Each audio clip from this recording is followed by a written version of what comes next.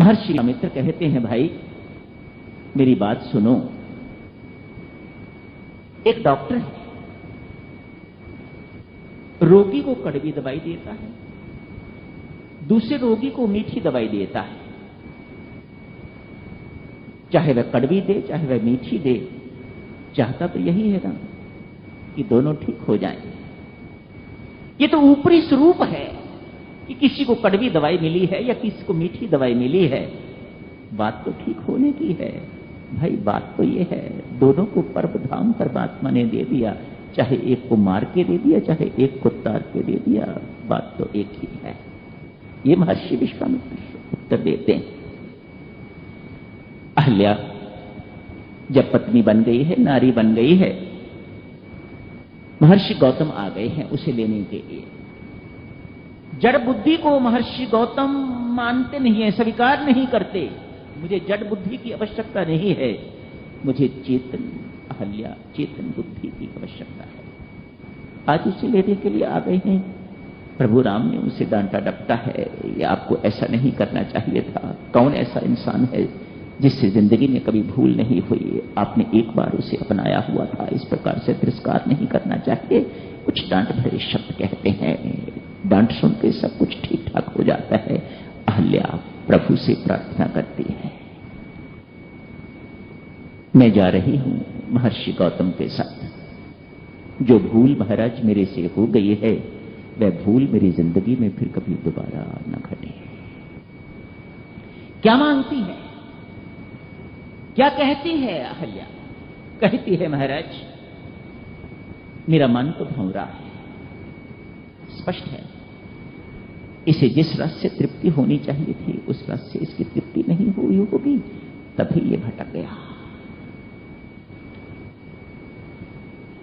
जिस रस से इसकी तृप्ति होनी चाहिए थी महाराज, उस रस से इसकी तृप्ति हो नहीं पाई, तभी ये भटक गया। भूल तो मेरे से हुई है, गलती तो मेरे से हुई है महाराज। बस आगे महाराज ध्यान रखना, ये मेरा मन रूपी भंवरा जो है सदा आपके चरण कमलों का रस पी के तृप्त रहे।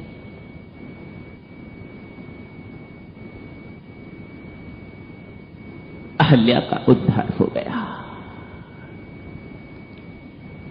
मिथिला नगरी में भगवान प्रवेश करते हैं। राजा जनक पहले मिल चुके हुए, ज्ञानी राजा जनक भगवान राम को देखते ही मुग्ध हो जाते हैं, प्रभु पर मोहित हो जाते हैं।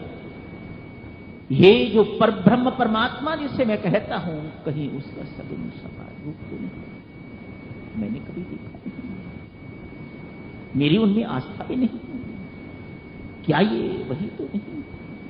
महर्षि विश्वामित्र ने कोई उत्तर नहीं दिया।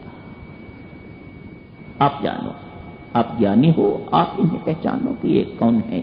मुझे तो बोध है ये कौन है, मैं कुछ नहीं कहूंगा, आप इन्हें पहचानो, जानो ये कौन है। मोहित हुए मानो अपना ज्ञान मार्ग छोड़ के तो भक्ति के मार्ग पर अनुसरण करने वाले राजा जनक बन गए। मिथिला की जो जो नारी प्रभु राम को देखती है, इन दोनों को देखती है, उन पर मोहित हो जाती है और परमात्मा करती है। परमात्मा देव, क्या ऐसा नहीं हो सकता हमारी जनक नंदिनी का विवाह इन्हीं से हो जाए? जो सखी इस प्रकार की बात कहती है, उससे बाकी सखियां पूछती हैं, इससे तुम्हें क्या लाभ होगा?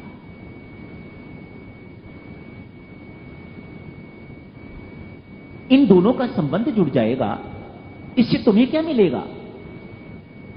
अरे जनक नंदिनी सीता है, सीता है ना, भक्ति है ये, इसके माध्यम से हमारा संबंध भी जुड़ जाएगा। डायरेक्ट संबंध नहीं जोड़ना इनसे, इनसे संबंध जोड़ो तो भक्ति के माध्यम से जोड़ो। भगवान कहते हैं ना शबरी के प्रसंग में, जब शबरी कहती है मैं क्या बताऊं मैं कौन हूं महाराज, मेरा न कुल अच्छा है, न तन अच्छा है, न मन अच्छा है, न मेरे पास कोई भक्ति है, न मैं पढ़ी लिखी हूं, मेरा कुछ भी अच्छा नहीं है महाराज। आप जगत वंदनीय हो और मैं जगत निंदनीय हूं। मेरा और आपका क्या सामने है महाराज? मैं किस प्रकार से आपकी कृपा की पात्र बन सकती हूं? वहां भगवान कहते हैं, हे भामिनी, मैं न कुल देखता हूं, न सुंदरता देखता हूं, न यह देखता हूं ये अमीर है, यह गरीब है, इसके पास कितने आभूषण है, कितना बड़ा घर है, ये मैं सब कुछ नहीं देखता।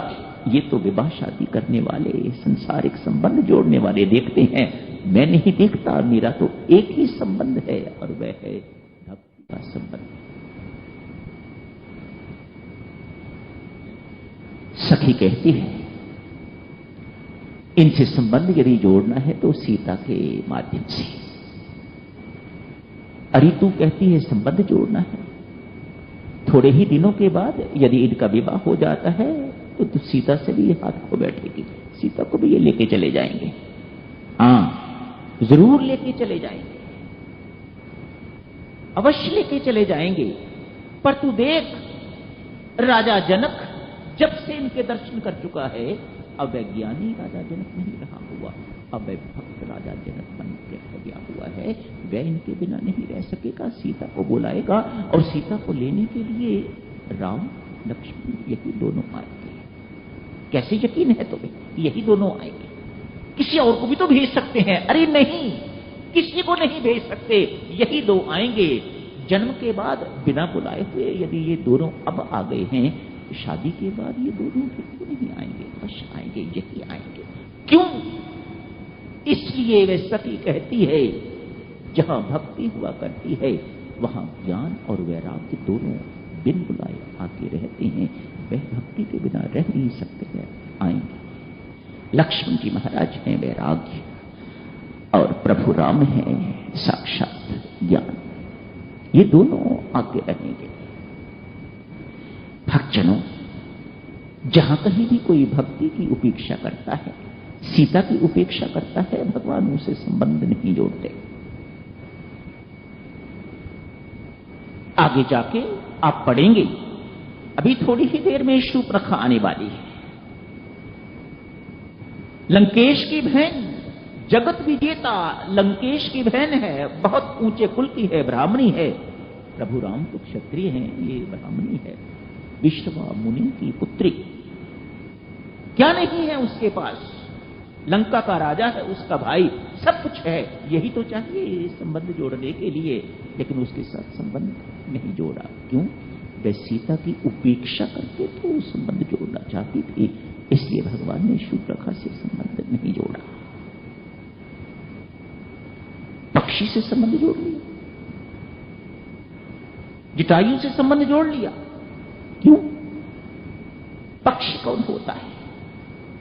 जो पक्षपाती हो, उड़ने वाला हो, उसको पक्षी कहा जाता है। पंखों वाला, उसे पक्षी कहा जाता है।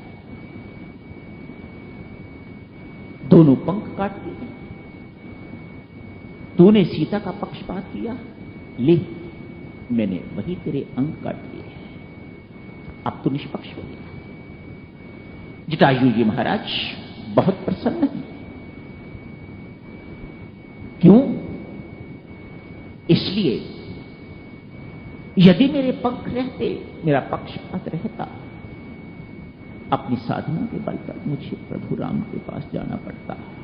अब मेरा पक्ष कट गया है, मेरे पंख कट गए हैं, मैं निस्साधन हो गया हूं और निस्साधन के पास प्रभु स्वयं आते हैं।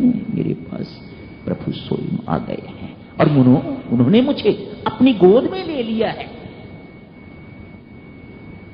अपनी गोद में मुझे बैठा लिया है। क्यों? मैंने सीता का पक्ष लिया।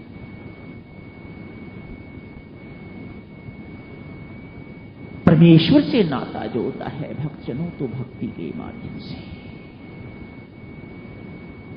स्वामी जी महाराज कहते हैं, परमेश्वर से संबंध अनिवार्य है। यदि भक्ति करना चाहते हो तो परमात्मा से संबंध जोड़े बिना गुजारा नहीं है। उन्हें कुछ भी बना दो, भक्ति के प्रेम से, भक्ति के माध्यम से, प्रेम के माध्यम से उनके साथ संबंध जोड़ लीजिएगा। समय तो हो गया है भक्तजनों, आज रामायण की प्रसंग में मंत्रा भी आ गई है। मंत्रा भेद बुद्धि है। तोड़फोड़ करने वाली को भेद बुद्धि कहा जाता है। 3 नारियां हैं, तीनों भेद बुद्धि वाली नारियां हैं, ताटिका, मंत्रा एवं शूर्पणखा। तीनों ने ये उच्चाटन विद्या सीख रखी, अलग करने वाली।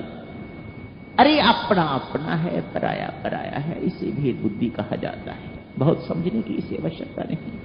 इन्हीं शब्दों ने सत्यानाश करके रख दिया, इन्हीं शब्दों ने अनर्थ करके रख दिया। अरे क्या कही, अपना अपना है, पराया पराया है, इसको कहते हैं भेद बुद्धि। जो दो में पिछो कर दे, लगत कर दे, उसे भेद बुद्धि कहा जाता है। इन सब का यही काम रहा है, अलग करना। बड़ी विडंबना है साधक जनों।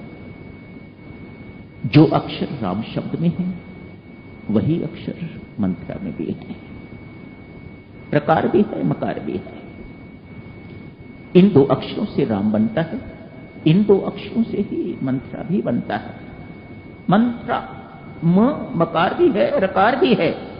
तुलसीदास से किसी ने पूछ लिया, अरे ऐसे ही रकार मकार की महिमा गाए जा रहे हो, देखो ये रकार मकार केवल राम में ही नहीं है, ये रकार मकार मंत्रा में भी है।